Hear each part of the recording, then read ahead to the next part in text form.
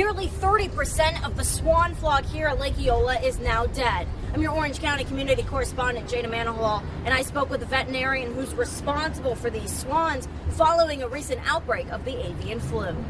For the last few weeks, swans here at Lake Eola have been dropping left and right. The city of Orlando confirming on Monday that the cause of death is in fact avian flu, part of a nationwide outbreak. That follows a necropsy or animal autopsy that was performed on the initial set of birds that died. Dr. Jeffrey Gardner is a veterinarian who has been caring for the Lake Eola swans for over 20 years. He says that this is not the first outbreak of bird flu, but it is the worst, and it will just have to run its course. They're going to have to build up herd immunity, and it's going to run through the flock, including the waterfowl that just live in the lake.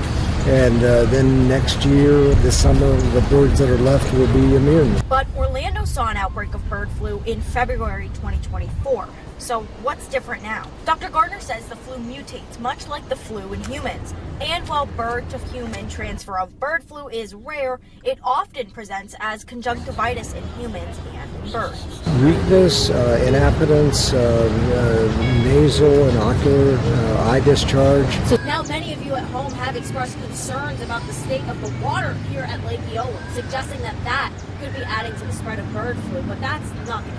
The water quality itself, it doesn't have anything to do with avian influenza. But what about the swans that are still in the water? We are trying to mitigate the spread by using bakelin powder, and that's an antiviral, kind of like Tamiflu in people.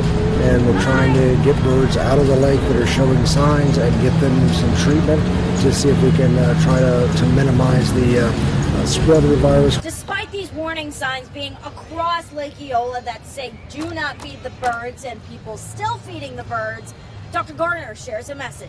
You can educate, but you can't fix stupid. Now, we've been keeping you updated across social media as well, and a lot of you have suggested just taking the birds out of the lake entirely. However, Dr. Gardner says that that's not an option as the birds have nowhere else to go. And the city does say they have a team monitoring the swans here at Lake Eola around the clock.